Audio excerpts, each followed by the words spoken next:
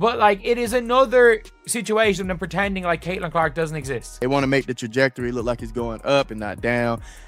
It's whatever, man. We see what's going on. They're trying to make it so that the data looks as favorable as possible. ESPN didn't want to show the ratings were down from WNBA All-Star Game because Caitlin Clark didn't play, so they just used the 2023 numbers instead. ESPN lying again. ESPN is facing backlash for allegedly misrepresenting the ratings of the 2025 WNBA All-Star Game. After drawing 2.2 million viewers, a sharp 36% drop from the record-setting 3.44 million in 2024, ESPN compared this year's ratings to 2023 instead, avoiding mention of last year's high. Critics argue this created a false impression of growth. The move drew public criticism, including from ESPN-affiliated journalists, who called out the network's framing. Many fans pointed to Caitlin Clark's absence as a key factor in the ratings drop, reinforcing the belief that she's a major driver of interest in the league. Online, she's once again being called a needle mover. Yes, you guys heard me correctly. The numbers are in. And just like I told you, there was a boycott. You got to understand, these numbers, they did like 2 million viewers. That's up from 2023. 2023 was a little over 900,000. So it is up. So the numbers are going up. But compared to last year, it fell by 40%. Oh, so they're going to try to spin it. Okay, it could be the second most watched of all time. Of course, it's going to be that, but compared to last year, you still down 36%. What makes ESPN's attempt to twist the numbers even more ridiculous is the fact that the 2025 WNBA All-Star Game took place in Caitlin Clark's home arena in Indianapolis. This was meant to be a milestone event for the league, a celebration on its biggest stage, in the hometown of its biggest star. Instead, it became a ratings flop so severe that ESPN tried to reframe it as a success through misleading comparisons and selective stats. They're just skewing data. So it's up 158% compared to 23. What happened to 24? Y'all just gonna skip over 24? Like, what? Thing is, you know, this could be disingenuous too. That's the bad side of it, because for some reason they have a thing where they want to compare everything without Caitlin.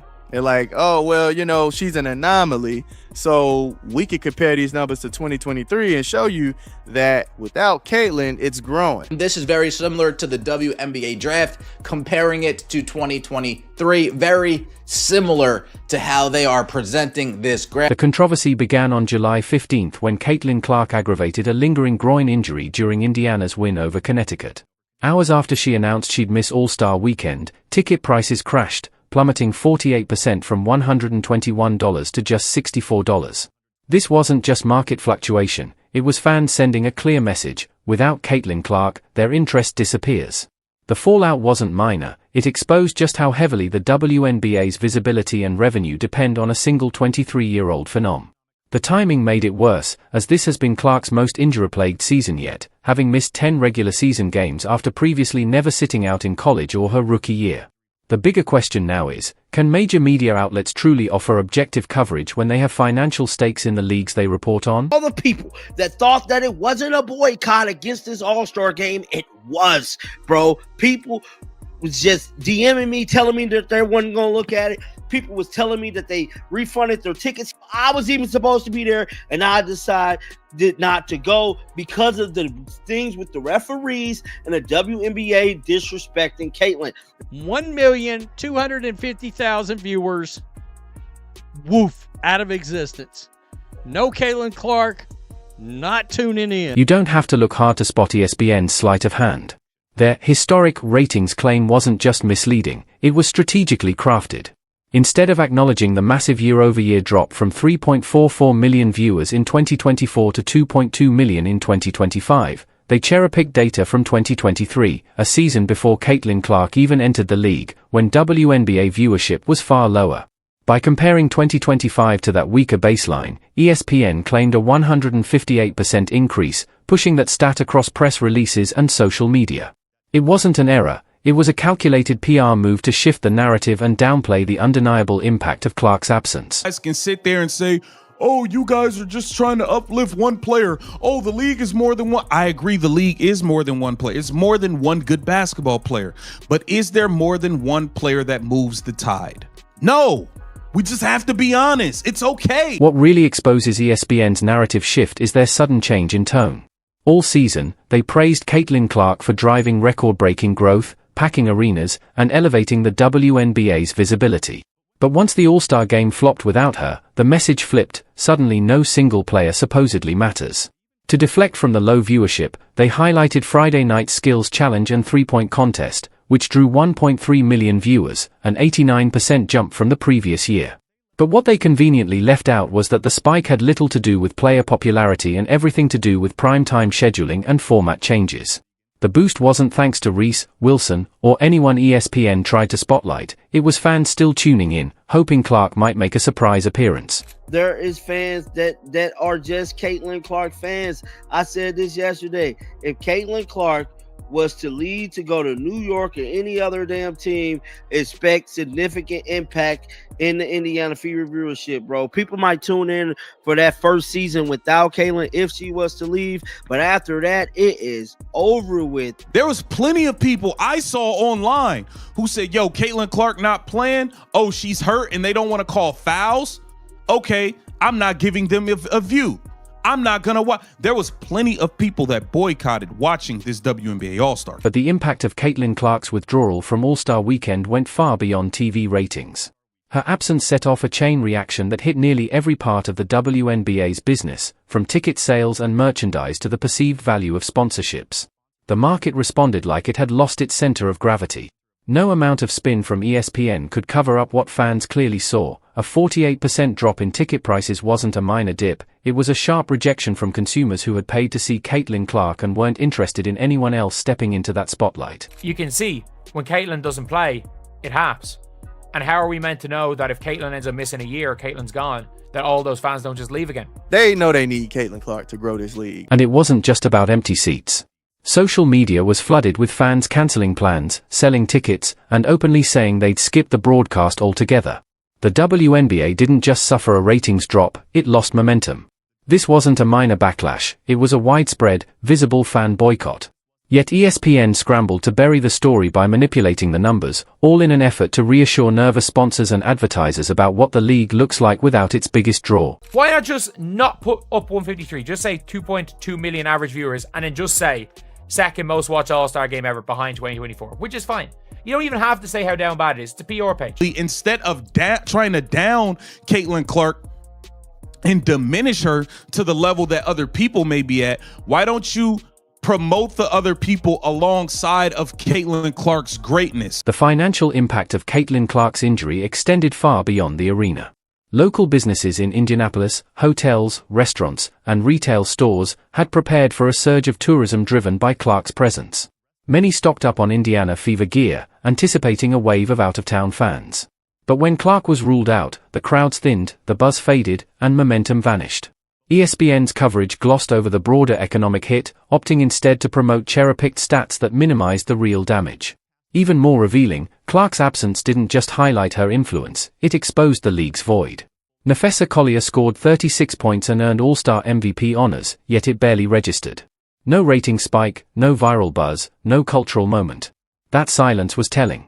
The WNBA hasn't built another player who can command national attention like Clark, and that's not just a talent issue, it's a league-wide branding failure. If Caitlin Clark was in it, we're going to say it's up on non-Caitlin Clark numbers, because, you know, Caitlin Clark's just an anomaly. Caitlin Clark's not a player, Caitlin Clark is not relevant to this, Caitlin Clark is an anomaly. Y'all are trying to straddle the fence. We want your money, but we don't want you. Which one is it? Which one is it? We want the viewership, but we only want viewership from certain people's fans. We want the ratings up, but we don't want these type of, like, no, do you want it or not? You got to accept what comes with everything. The good, the bad, the ugly. The backlash to ESPN's narrative spin was swift and loud. Veteran journalist Christine Brennan publicly criticized the network's misleading framing, questioning why ESPN would celebrate historic ratings when, in truth, viewership had dropped significantly from the previous year. Her viral tweet amplified the issue, turning a spotlight on ESPN's statistical sleight of hand. This wasn't just frustrated fans, it was respected voices in the media drawing a clear line between hopeful storytelling and outright misrepresentation. Then Austin Karp of Sports Business Journal added hard data to the conversation, pointing out the very context ESPN ignored. When Caitlin Clark is involved, numbers soar. When she's not, they crash. Karp highlighted several events where Clark's absence directly correlated with steep ratings declines, reinforcing the reality of the WNBA's heavy reliance on her star power. ESPN's refusal to acknowledge that isn't just spin, it's a deliberate attempt to protect corporate interests by misleading the public. Now, many other people stated that, you know what, it was sold out. It was not a boycott. Well, you know the old saying, men lie, women lie, and the numbers don't. This is a case of the numbers not lying. By comparing this year's WNBA All-Star ratings to 2023, ESPN quietly admitted what they won't say outright: there are now two distinct eras in the league, pre-Clark and post-Clark. These are entirely different realities with vastly different audience engagement, commercial interest, and expectations. Referencing 2023, a time when Clark was still in college and the WNBA struggled to draw even 1 million viewers, was a deliberate move to obscure how sharp this year's drop-off truly was. The contrast only makes it clearer that the league's current visibility and financial momentum are disproportionately tied to one player. It's a reality ESPN appears unwilling to acknowledge on the record, especially with sponsors and investors watching closely. I believe that it's everything also leading up to this. I mean, talk about leading up to this. The officiating, I think enough fans had it up to here with the league as a whole. People had it up to here. You got to understand. Caitlin Clark is getting beat up in these games. The refs aren't calling anything. Kathy Engelbert seems to have air between both of her ears. She seems to have pure air floating between her ears. And I think people are fed up. What makes ESPN's handling even more damaging is the contradiction at the heart of their messaging. All season, they credited Caitlin Clark for driving viewership, filling arenas, and elevating the WNBA's national profile. But the moment ratings tanked in her absence, they flipped the narrative. Suddenly, star power didn't matter. That kind of selective storytelling doesn't just contradict their own coverage, it exposes a fundamental hypocrisy. And the stakes are even higher than just optics. WNBA players are currently in the middle of critical collective bargaining talks, where TV ratings play a major role in pushing for better pay. Those "pay us what you owe us" warm-up shirts weren't just symbolic, they were part of a broader fight for a fair share of the league's growth. But ESPN's decision to hide the 36% ratings drop painted a false picture of stability, weakening the players' leverage. Clark and others have pointed to rising fan interest as justification for increased compensation, but by rewriting the story, ESPN makes it look like nothing has changed, when in fact, everything changed the moment Clark wasn't on the court. What led up to this whole situation is the WNBA referees not giving Caitlin Clark a fair whistle. The whistle played into facts when it comes to this WNBA All-Star Game. I don't give a damn how people try to spin it, cut it. You cannot cut the facts. And the facts is the WNBA All-Star Game was a disaster before it even started. The timing of all this raises serious ethical questions. ESPN isn't just a broadcaster, they're a financial stakeholder in the WNBA. That makes their influence over public perception and revenue distribution a clear conflict of interest. When their reporting impacts everything from player salaries to sponsor deals, accuracy isn't just journalistic responsibility, it's economic accountability. Sponsors make decisions based on audience data, and by skewing those numbers, ESPN isn't just misleading fans, they're misinforming the very companies investing in the league. This goes beyond the WNBA. It points to a larger problem with corporate-owned media covering sports they're financially tied to. It's not journalism, it's corporate messaging dressed up as news. If a network is willing to manipulate something as fundamental as viewership data to protect its own business interests, it casts doubt on the credibility of everything else they report. Fans lose trust, sponsors grow hesitant, and athletes are left caught in the middle of a media system that prioritizes spin over truth. Well, many of you have probably been waiting on this, as have I.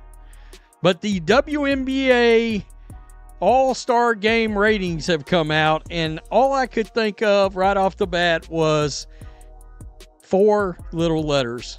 F-A-F-O. F around and find out. What's most revealing is that ESPN was willing to gamble its long-term credibility just to shield the WNBA from a single difficult news cycle. That kind of short-term thinking doesn't just undermine trust in their WNBA coverage, it casts doubt on their entire sports reporting. And fans noticed. Social media lit up with accusations of spin, cherry-picking, and narrative manipulation. Viewers are catching on, and they don't want to be sold a version of reality that contradicts what they see for themselves. That erosion of trust becomes a long-term liability ESPN can't afford. Once people stop believing your numbers, your analysis, and your motives, you lose the audience advertisers and sponsors depend on. It creates a dangerous feedback loop. Declining trust leads to lower engagement, which makes the league less marketable, ultimately weakening ESPN's own investment. Ironically, in trying to protect the WNBA, ESPN may be hurting it, and worse, reinforcing the idea that women's sports aren't covered with the same honesty and accountability as their male counterparts. You bleep around and find out what this league looks like without Caitlin Clark being involved in your biggest events. Kathy Engelbert, this should be a perfect example of why you need to get your officiating cleaned up, and you need to have a talk with your players in the league. And nobody's asking you to hold Caitlin Clark's hand. Just play fair. And this is where the issue goes global. The WNBA has its sights set on international expansion, with Commissioner Kathy Engelbert promoting global games, overseas partnerships, and new broadcast deals. But if ESPN, its primary media partner, is inflating or selectively presenting data, how can international partners trust the numbers? Foreign media executives are experienced and data-savvy. They can spot trend manipulation. ESPN's rating spin doesn't just erode domestic trust, it sends warning signals to global stakeholders evaluating the league's long-term viability. Even more concerning, ESPN's misrepresentation puts its own ad revenue at risk. Companies buying airtime during WNBA games are making investments based on inflated metrics, especially those tied to Caitlin Clark's presence. If advertisers realize they've been misled, they may pull spending, demand refunds, or renegotiate based on more accurate, Clark-adjusted projections. That fallout wouldn't just hit ESPN's WNBA earnings, it could damage their broader reputation with sponsors across all sports. You see, this is exactly what we were talking about. WNBA All-Star ratings are in for 2025, and it is down 40%. 40% from last year. That's bad. That is really bad. We already watched the ticket prices drop by more than 50% because Caitlin Clark was not playing. This is bad news for the WNBA, and this should be a wake-up call. In the streaming era, the truth is harder to bury.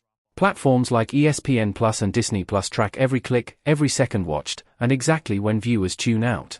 That data doesn't lie. It reveals how long fans stay engaged, when they drop off, and what changes when Caitlin Clark isn't part of the picture. Unlike traditional TV ratings, these metrics can't be spun.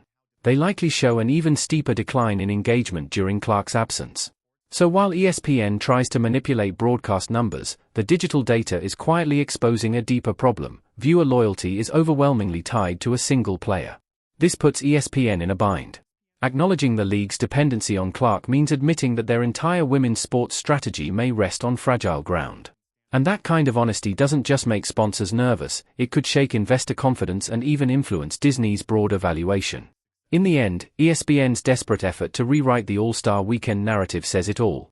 If the network with the most at stake in the WNBA's success won't tell the truth about its reliance on one superstar, why should fans, sponsors, or even players buy into the illusion? Real growth doesn't need spin, and Caitlin Clark doesn't need fake numbers to prove her worth. Her impact is undeniable. If you agree she's the WNBA's only true needle mover, leave a comment below, hit like, subscribe, and turn on notifications. We'll see you in the next one.